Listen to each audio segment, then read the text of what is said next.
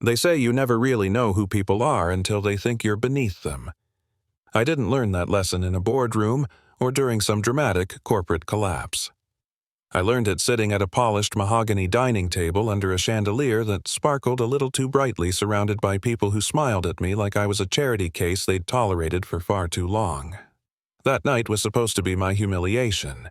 Instead, it became the moment everything flipped. My name is Ethan Reed. For 3 years, I was the quiet husband, the nice enough guy who somehow married into money and then failed to live up to it. That's how my wife's family saw me. That's how they talked about me when they assumed I wasn't listening. The failed potential, the disappointment, the man who should have been grateful just to sit at their table. I never corrected them, not once. That dinner started like all the others. Wine glasses, clinking polite laughter conversations about investments, luxury vacations, people they knew who were doing big things. I sat there nodding, answering when spoken to, watching my wife Claire glow under her parents' approval. She always came alive around them, like she needed their validation more than oxygen. Halfway through dinner, Claire cleared her throat. That sound alone made the room quiet. She reached into her designer handbag and pulled out a thick folder. Beige, legal, heavy. "I think it's time we stop pretending," she said calmly. "Ethan and I are getting divorced." The reaction was instant. Her mother exhaled in relief like she'd been holding her breath for 3 years. Her father leaned back in his chair and nodded once, satisfied. Her older brother smirked openly, lifting his glass like this was a celebration. And sitting right next to Claire was Mark Lawson, her new boyfriend, the man she believed was everything I wasn't. Sharp suit, confident smile, the kind of guy who spoke loudly and often because silence made him uncomfortable. Mark glanced at me with a rehearsed look of sympathy. "No hard feelings, man," he said. "Some things just aren't meant to work out." Claire slid the divorce papers across the table toward me. "My lawyer says it'll be quick. We don't really have assets together. You can keep the apartment. I'll be moving in with Mark." There it was, the final verdict. I was dismissed, replaced, reduced to a footnote in her life story. I didn't argue. I didn't raise my voice. I didn't ask for explanations I already had. I just sat there listening to the room fill with conversations that excluded me completely. Wedding plans, business connections, future opportunities. I may as well have vanished. For years, they called me lazy because I worked flexible jobs. They said I lacked ambition because I didn't chase titles. They assumed I was insecure because I didn't brag. What they never asked was why I seemed so calm all the time, why I never panicked about money, why I didn't flinch when they joked about my career. Eventually I spoke, quietly. "Can I ask a question?" The table went still. They weren't used to that. "Who owns North Star Group?" Claire's father answered instantly. "A private holding company. Why? And who controls it?" I asked. He frowned. "One man, founder's grandson.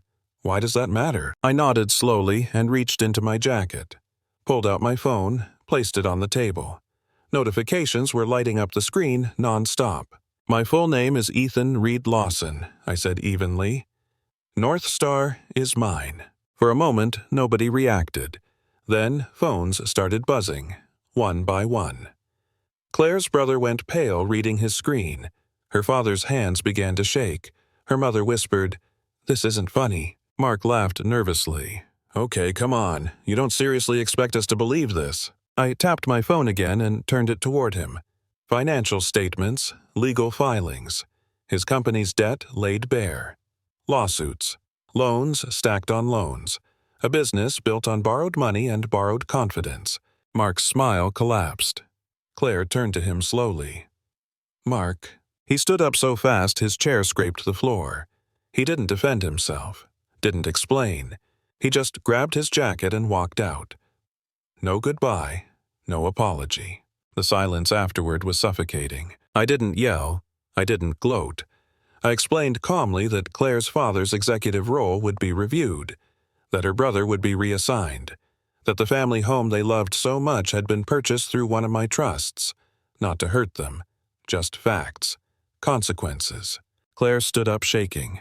"Why didn't you ever tell me?" I looked at her and felt something finally settle. "You never asked." She tried to speak, to explain, to apologize. I didn't stop her, but I didn't engage either. Some realizations come too late to change the outcome. I signed the divorce papers right there at the table. Clean, decisive. Then I transferred her exactly half of what I'd earned during our marriage from my so-called nothing jobs. $12,000, not a penny more. Not because I was cruel, because that was what she believed I was worth. I left that house lighter than I'd felt in years. The aftermath wasn't dramatic. It was quiet. Claire was transferred overseas for work. Her family adjusted to accountability. I went back to building things the way I always had, without noise, without needing applause. A year later, I ran into Claire at a business conference. She looked different, leaner, calmer, less desperate to impress. We talked like strangers who shared history. I thought success had to be loud, she said. I didn't realize it could be quiet. I smiled. Power isn't showing people what you have. It's knowing you don't need to. She apologized. Not to get me back, just because she finally understood. That mattered. But it didn't change the past. Here's why I'm telling you this. Because the world judges fast. On clothes, on jobs, on noise. And sometimes the people doing the judging never realize they're standing on ground someone else built. So tell me what you think. Was I wrong for staying silent so long? Was it fair to let them reveal who they really were? Or should people be honest from the start, even if it costs them the truth about others? Drop your thoughts below. And if you've ever been underestimated, ignored, or written off, yeah, this story's for you.